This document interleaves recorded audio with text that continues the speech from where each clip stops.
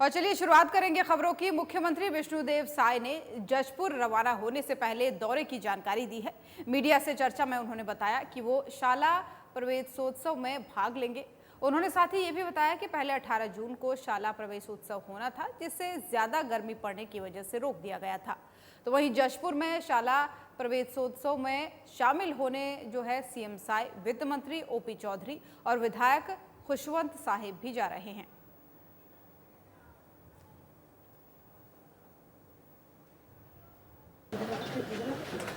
शाला प्रवेश उत्सव है 18 जून को होना था, लेकिन गर्मी ज़्यादा थी। अभिभावकों का बड़ा आग्रह था कि एक सप्ताह छुट्टी बढ़ा दिया जाए। छब्बीस जून से स्कूल का शुभारंभ हुआ है और आज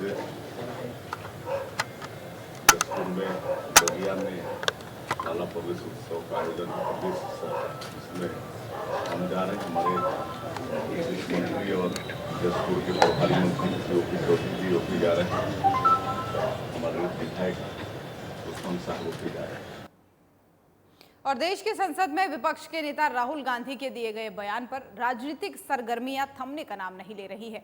हिंदुओं को हिंसक और झूठ फैलाने वाले राहुल गांधी के बयान पर पूरे देश में बीजेपी कार्यकर्ताओं ने मोर्चा खोल दिया है और इसी कड़ी में सीहोर में बीजेपी पिछड़ा वर्ग मोर्चा ने राहुल गांधी का पुतला फूंका है और कांग्रेस के खिलाफ जमकर नारेबाजी भी की है। तो वहीं इस दौरान राष्ट्रीय कार्यकारिणी सदस्य संजीव सोनी पांचम ने कहा कि राहुल गांधी ने अपनी मानसिकता बताते हुए हिंदू समाज का अपमान किया है, जबकि इनका 99 सीट इनको मिली है और अगर ये देश में कांग्रेस की सरकार बन जाती तो हिंदुओं पर कितना अत्याचार होता, इसकी मानसिकता बताती है। राहुल गांधी को हिंदू समाज सबक सिखा के रहेगा।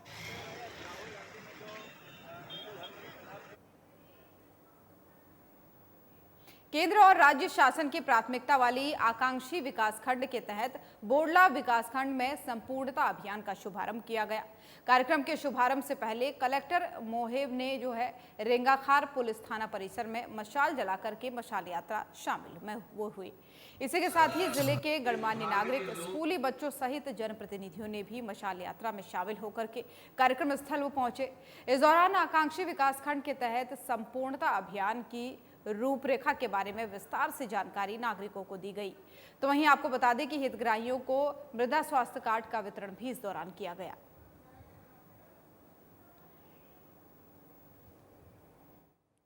तो कवर्धा की ये तस्वीरें हैं जहां पर मशाल निकाल करके यात्रा का जो है यात्रा में शामिल हुए। कलेक्टर ने अभियान की शुरुआत की और मशाल जला करके इस यात्रा में सभी शामिल हुए। दरअसल कवर्धा की ये तस्वीरें हैं और इस कार्यक्रम की ये तस्वीरें हैं जहां पर आपको बता दें कि मशाल जला करके लोग इस कार्यक्रम में शामिल हुए हैं और उसी कार्यक्रम की ये तस्वीरें आपको दिखा रहे हैं। कलेक्टर ने इस अभियान की शुरुआत की मशाल जला करके, जिसके बाद से सिलसिलेवार लोग इस यात्रा में यानी कि इस अभियान में शामिल होते दिखाई दिए, जिसकी तस्वीरें आपको दिखा रहे हैं। संपूर्णता अभियान ये था जिसकी शुरुआत कलेक्टर ने की और वहीं आपको दिखा दें, आप देख सकते हैं टीवी में जो है सरकार की योजनाओं को देखते हुए यहाँ पर लोग नजर आ रहे हैं और संपूर्णता अभियान इसको नाम दिया गया। कलेक्टर ने इसकी शुरुआत की थी और मशाल जला करके इस यात्रा में जो है शामिल हुए।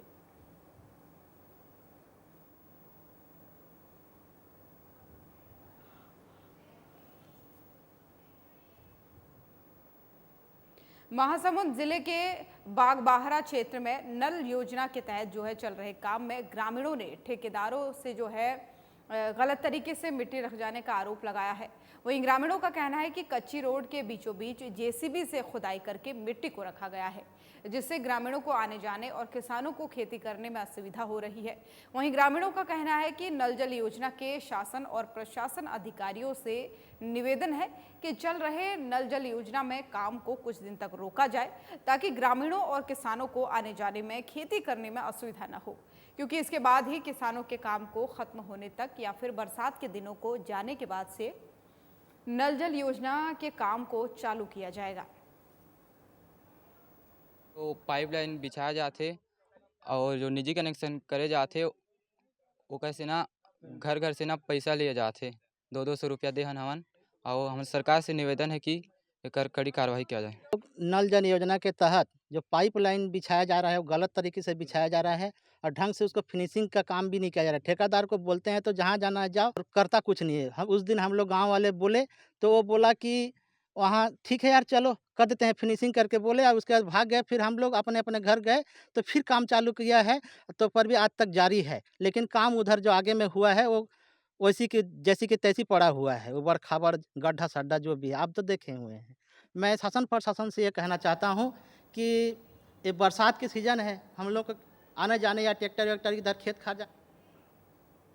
और जबलपुर की सृष्टि उपाध्याय ने miss Asia glamour runner up बनकर के संस्कार धानी का नाम रोशन किया है। सृष्टि उपाध्याय ने मीडिया से चर्चा करते हुए बताया कि 60 देश की प्रतियोगियों ने भाग इसमें लिया था, जिसमें वो मिस एशिया रनर अप बनी है। उनका उद्देश्य है कि वो आगे चल करके मिस यूनिवर्स बनना चाहती हैं। इसी के लिए वो अभी फिलहाल तैयारी कर रही हैं। वहीं शहर की सृष्टि उपाध्याय की इस सफलता से हर कोई खुश है। और जबलपुर में जो है सृष्टि उपाध्याय ने मीडिया से चर्चा करते हुए बताया कि इसके लिए उन्होंने कड़ी मेहनत भी की। साथ ही वो इस फील्ड में आने वाली लड़कियों को सलाह देती है कि लगातार अच्छी कोशिश करके इसका परिणाम उन्हें अच्छा जरूर मिलेगा।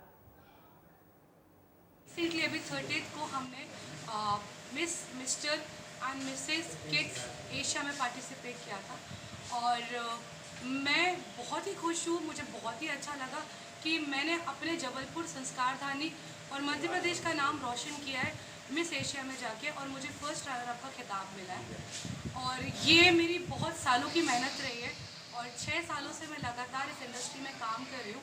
पहले भी मैंने बहुत सारे शोज़ में पार्टिसिपेट किया है और मुझे बहुत अच्छा लगता है कि मैं अपने जबलपुर, अपने मध्य प्रदेश का नाम रोशन करूं, इसी तरह अपने इंडिया का भी मैं नाम रोशन करूं।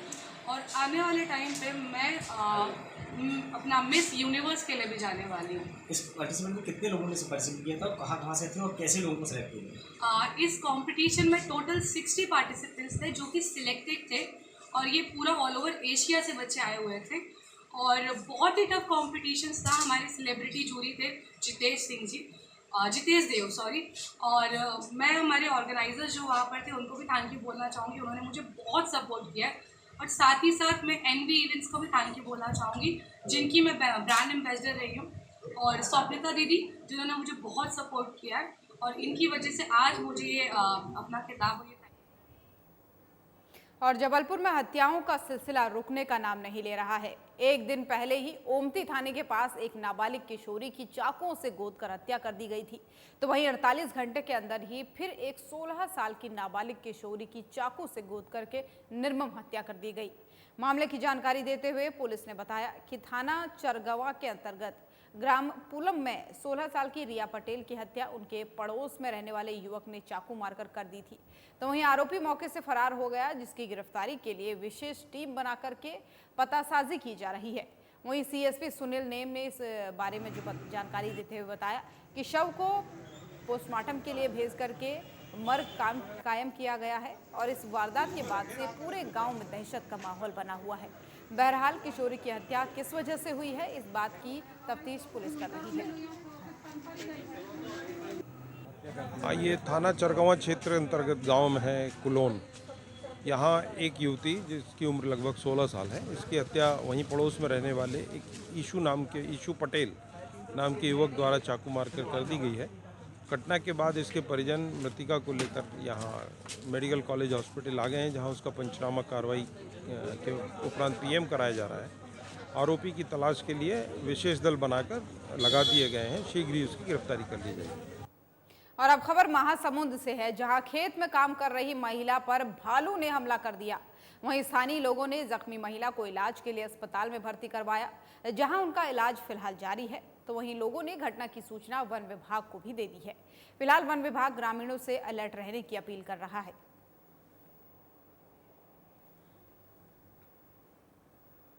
और छत्तीसगढ़ राज्य महिला आयोग की अध्यक्ष डॉक्टर किरणमयी नायक ने गुरुवार को जिले में महिला उत्पीड़न से संबंधित प्रकरणों पर सुनवाई की है और एक प्रकरण में नौकरी पेशा विधवा बहू को अपने सास ससुर के गुजारे के लिए हर महीने 10,000 रुपए देने का फैसला सुनाया है। तो वहीं साहू समाज से जुड़े एक सामाजिक मामले में आर्य समाज में जाकर के मर्जी से शादी करने वाले स्वजातीय जोड़ों पर सामाजिक प्रतिबंध लगाने को गलत बताते हुए समाज को अपनी भूल सुधारने को कहा और स्कूल में शिक्षिका के साथ लैंगिक उत्पीड़न के मामले में जांच समिति की रिपोर्ट 15 दिन के भीतर पीड़ित शिक्षिका को उपलब्ध करवाने के निर्देश प्राचार्य को दिए हैं। इकलौता बेटा था मरने वाला और माँ बाप के पास बुजुर्ग थे, उनके जीवन यापन का कोई आसरा नहीं था। फिर बहू को समझाइश दिया गया, वो नौकरी भी कर रही थी और पेंशन भी पा रही थी।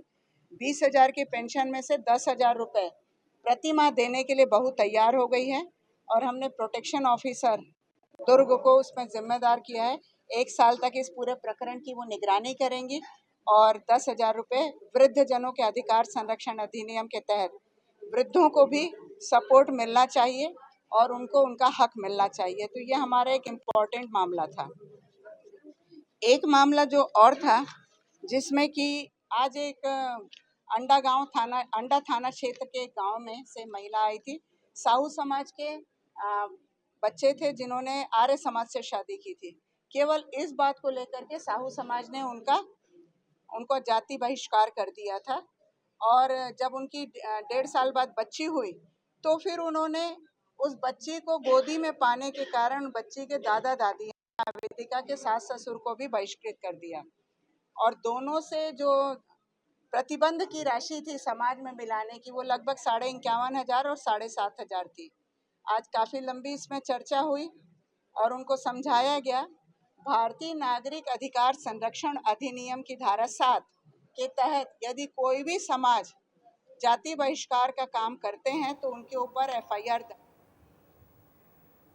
और दुर्ग में वाहन चालकों के लिए हेलमेट और सीट बेल्ट को अनिवार्य करने के लिए पुलिस ने बड़ा अभियान शुरू कर दिया है। इस बार अभियान की theme follow good habits 21 days challenge रखा गया है और दुर्ग पुलिस ने 2 पहिया और 4 पहिया वाहन चालकों को शनिवार से 21 दिनों तक हेलमेट पहनने और सीट बेल्ट लगाने के प्रति जागरूक किया था और इसी के उपलक्ष्य में दुर्ग पुलिस ने 21 दिनों तक जो है लगातार हेलमेट पहनने और सीट बेल्ट लगा करके गाड़ी चलाने वालों को पुलिस अधीक्षक ने सम्मानित किया।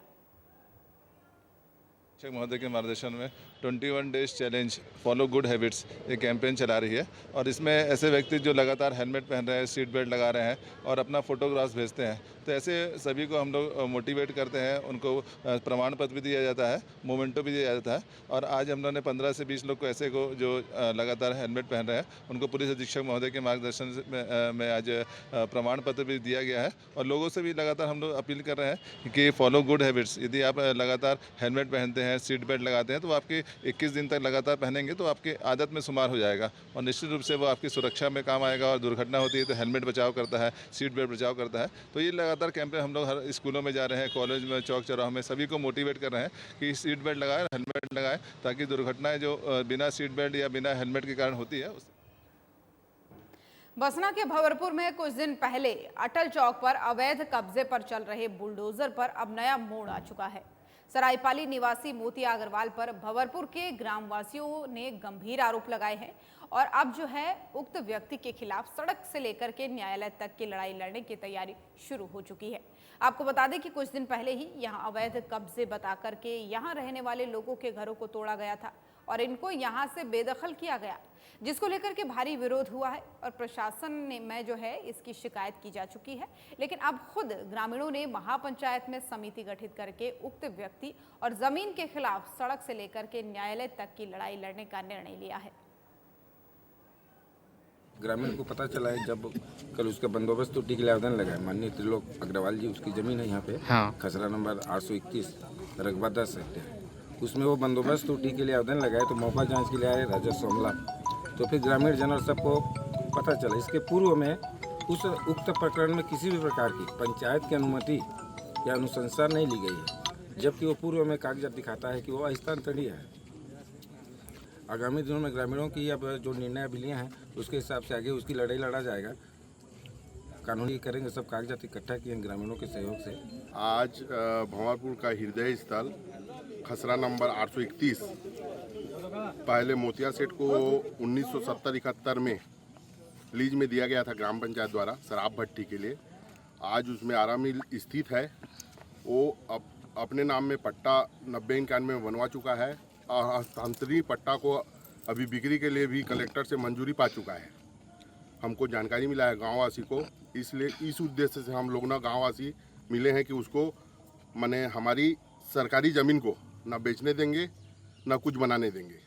समस्त गाँववासी द्वारा इसमें जितना भी हो सके अंतिम लड़ाई लड़ा जाएगा। आज जो है हम लोग सभी ग्रामवासी जो हमारे हृदय स्थल अटल चौक में जी आरा मिल लगा हुआ है और झारबंद रोड में जो कि पुराना भट्टी था, गांव वालों को पता चला कि उसका जो है स्थायी पट्टा बन चुका है जी, जो कि सन 1970-71 में उसे शराब भट्टी खोलने के नाम से 1 वर्ष के लिए ग्राम पंचायत भंवरपुर द्वारा लीज में दिया गया था जी। लेकिन उसके ऊपर पहुंच के कारण वो जो है प्रशासन से मिल करके उन्होंने अपने नाम से जो है पट्टा बना लिया है।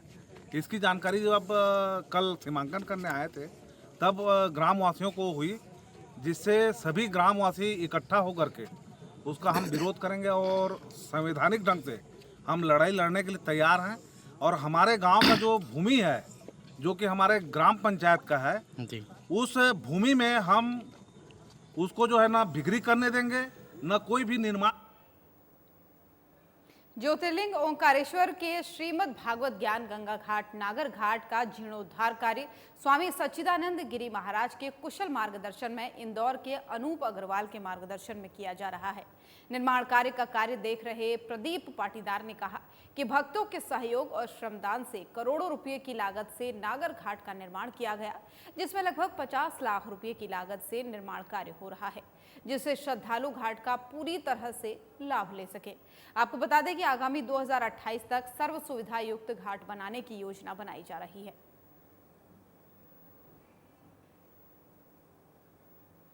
तो खबर आपको ओंकारेश्वर से बता रहे हैं, जहां पर 50 लाख रुपए की लागत से निर्माण कार्य हो रहा है। दरअसल नागर घाट का यहां पर जीर्णोद्धार किया जा रहा है, जिसकी तस्वीरें आपको दिखा रहे हैं और इसकी लागत जो है 50 लाख रुपए से भी अधिक बताई जा रही है और 50 लाख रुपए की लागत से ये निर्माण कार्य जारी है, जैसा कि आप तस्वीरों में देख पा रहे हैं। और बताया जा रहा है कि इससे आने वाले समय में काफ़ी लाभ मिलने वाला है। फिलहाल निर्माण कार्य इस 50 लाख रुपए की लागत से जारी किया गया है, यानी निर्माण कार्य चल रहा है और कुल नागर घाट का जीर्णोद्धार का कार्य बताया जा रहा है। बताया जा रहा है कि तमाम तरीकों से इससे फायदा मिलेगा और श्रद्धालुओं को भी यहाँ से सुविधाएं मिलेंगी। गुरुदेव पंडित कमल किशोर नागर जी द्वारा आज के 35 साल पहले इस घाट का आम जनता की सुविधा के हिसाब से पूरा निर्माण कराया गया था। वर्तमान में गत वर्ष जो एक बाढ़ के कारण डैम से जो अचानक पानी छोड़ा गया था, उसके कारण जो बहुत सारी क्षति पहुंची थी घाट पे, तो इसका रिपेयरिंग का कार्य हमारे जो गुरुदेव के स्वामी सच्चिदानंद जी स्वामी महाराज अन्नपूर्णा आश्रम के सानिध्य में, साथ ही पंडित कमल किशोर नागर जी इनके मार्गदर्शन में और सभी यहाँ के रहवासी लोग जो भी हैं, जो हमेशा हमारे साथ में कंधे से कंधा लगा के इस कार्य को मूर्त रूप देने के लिए हमेशा तत्पर रहते हैं। और अभी यही जो आप देख रहे हैं कि इतना बड़े गड्ढा, ये लास्ट हमारा एक बड़ा गड्ढा है, इसके पहले हम 4 गड्ढे भर चुके हैं। तीर्थनगर ओंकारेश्वर में पिछले करीब 20 दिनों से डूबने की लगातार घटना सामने आई है, जिसमें से 2 घटनाएं स्थानीय लोगों की मदद से जैसे तैसे जान बचाई गई। गुरुवार को देवास के चाणक्यपुरी का 19 साल का नवयुवक गोविंद अपने साथियों के साथ स्नान के दौरान अभय घाट के किनारे डूब गया। आए दिन तीर्थनगर के प्रमुख घाटों पर जो घटनाएं हो रही हैं, इसका प्रमुख कारण बांध प्रबंधन द्वारा आए दिन कम जलस्तर को कम होना बताया जा रहा है। कम जलस्तर होने के कारण श्रद्धालु नदी में काफी दूर तक चले जाते हैं, तो वहीं अचानक गहरे पानी में जाने के कारण डूबकर उनकी मौत हो जाती है। इस तरह से लगातार हो रही डूबने की घटनाओं से प्रशासन पर भी कई सवाल खड़े हो रहे हैं।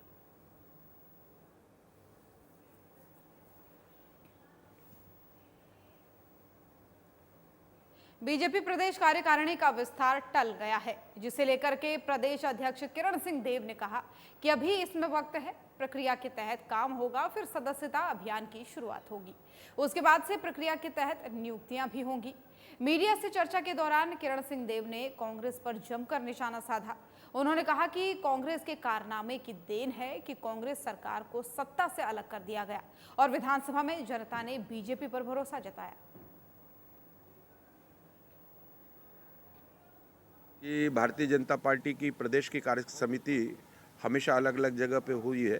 बस्तर में भी हो चुकी है, रायपुर में कई बार हो चुकी है, अक्सर होती ही है रायपुर में, और अलग अलग स्थानों का चयन होता है। अंबिकापुर में हो चुका है, दुर्ग में हो चुका है, पहले भी दुर्ग में हो चुका है, भिलाई में अब हो रहा है। तो इस तरीके से हमारी जो प्रदेश कार्य समिति इस बार दुर्ग में संभावित है। तारीख आज हो जाएगा, कंफर्म हो जाएगा, तो बहुत जल्दी आप लोगों को इसका तारीख का भी पता चल जाएगा। आज ही इस पर बातचीत होके और सारा कुछ निश्चित हो जाएगा। एजेंडा विकास के एजेंडे रहते हैं, अपने उसके कार्यक्रम के, संगठन के कार्यक्रमों के एजेंडे रहते हैं। जिस तरीके से भारतीय जनता पार्टी, मैंने पहले कई बार कहा इस बात को कि वर्ष भर भारतीय जनता पार्टी अपने कार्यक्रमों के माध्यम से और कार्यकर्ताओं के माध्यम से साल भर, वर्ष भर लगे रहती है अपने कार्यक्रमों को लेकर। अभी भी हमारा महत्वपूर्ण योजना आदरणीय मोदी जी की एक बहुत महत्वपूर्ण कार्यक्रम चल रहा है, एक वृक्ष माँ के नाम, इस पर भी काम चल रहा है। तो एकमात्र भारतीय जनता पार्टी ऐसा राजनीतिक दल है जो इस तरीके के कार्यक्रम करती है, और वर्ष भर हमारे कार्यक्रम चलते हैं, किस तरीके से कहाँ कब क्या होना है, कौन कहाँ पे प्रभार रहेंगे, किसको यहाँ की जवाबदारी है। इस तरीके से भारतीय जनता पार्टी और हर 3 माह में, 2 माह में और 1 माह में हमारे प्रदेश की और जिला की और मंडल स्तर पर कार्य समिति निश्चित होती है। देखिए, पिछली सरकार के जो भ्रष्टाचार के कारनामे हैं और उनकी गूंज तो पूरे देश में गई है, और इसी का परिणाम है कि विधानसभा चुनाव में महज 5 वर्षों की सरकार को जनता ने सत्ता से अलग कर दिया, भारतीय जनता पार्टी के ऊपर विश्वास व्यक्त किया, और ये सब परिणाम आपको लोकसभा में भी देखने को मिले हैं। और ऐसे कई कारनामे हैं यहाँ के पिछली कांग्रेस की सरकार के, और जिससे कि भ्रष्टाचार के मामले में छत्तीसगढ़ हमारा इतना प्रकृति का सौंदर्य को समेटे हुए, खनिज संसाधनों को समेटे हुए और असीम संभावना विकास की, लेकिन पिछले 5 वर्षों में और सब कुछ भ्रष्टाचार की भेंट चढ़ता चला गया। निश्चित रूप से इसकी चर्चा तो पूरे देश में होगी ही और सदन में भी। और रायपुर में बीजेपी प्रदेश अध्यक्ष किरण सिंह देव ने मीडिया से चर्चा की है। इस दौरान उन्होंने कहा कि बालोदा बाजार में पूरी तरह शांति स्थापित हो चुकी है, लोगों को भड़काने की कोशिश नहीं की जानी चाहिए। बीजेपी की केंद्र और राज्य सरकार ने सभी समाजों का ध्यान रखा है और यही कारण है कि सरकार की योजनाओं का लाभ सभी वर्गों को मिल रहा है। कि समाजों को लेकर किसी भी प्रकार की राजनीति करनी चाहिए। समाजों का अपना अस्तित्व है, अपना महत्व है। भारतीय जनता पार्टी ने सभी समाज, धर्म, जाति, संप्रदाय का सम्मान किया है हमेशा से। आपको मोदी जी की कल्याणकारी योजनाओं में इसका समावेश भी मिलेगा। आपको आदरणीय मुख्यमंत्री जी के, विष्णुदेव साय जी के सुशासन का वो हिस्सा, उनकी जो योजनाएं हैं सभी समाज को समान दृष्टि से प्राप्त हो रही है। भारतीय जनता पार्टी संगठनात्मक दृष्टि से हो, चाहे हमारे सरकार की योजनाओं की दृष्टि से हो, भारतीय जनता पार्टी ने हमेशा सम्मान किया है। बस यह है कि समाजों के आड़ पर समाजों का नाम लेकर और किसी प्रकार से कोई दूसरे लोग और उसमें भड़काने का काम, उसको उसके नाम पर रोटी सेकने का काम नहीं होना चाहिए। मैं इसमें किसी के बारे में कोई विषय विशेष, नाम विशेष लेकर टिप्पणी नहीं करता हूँ, मेरे स्वभाव में नहीं है। लेकिन मैं इतना जरूर चाहता हूँ कि सतनामी समाज और बहुत ही शांत प्रिय और बहुत ही सहृदयता के साथ चलने वाला छत्तीसगढ़ में ये समाज है। इन्होंने समय समय पर और शांति का संदेश भी दिया है। गुरु घासीदास बाबा की अनुयायी जितने भी हैं, सब लोग शांति का मार्ग अपनाते हैं। तो भारतीय जनता पार्टी तो ये मान के चलती है कि किसी भी प्रकार से और किसी समाज को लेकर और ऐसी अवधारणा कायम करना ठीक नहीं है। लेकिन आपने देखा होगा कि जिस तरीके से संसद में भी देखा आपने और नेता प्रतिपक्ष होकर सदन में किस तरीके से किसी समाज को, हिंदू समाज के विषय में टिप्पणी करना, हिंसा में उतारू हैं, या छत्तीसगढ़ हो या अलग अलग प्रांतों में समाजों के बीच को आपस में लड़ाव, आपस में तनाव पैदा करने की स्थिति करने के लिए जो लोग सामने आते हैं, वो मैं निवेदन भी है, जनता से भी है, समाजों से भी है, ऐसे लोगों को निश्चित रूप से अपने समाज की गतिविधियों से जो ये तत्व ऐसे लोग हैं उनको कम से कम ये बताएं कि भाई हमारे समाज का मामला है, हम समाज के मामले हैं। तो मध्य प्रदेश और छत्तीसगढ़ की खबरें देख रहे थे आप। बुलेटिन में फिलहाल इतना ही। नमस्कार।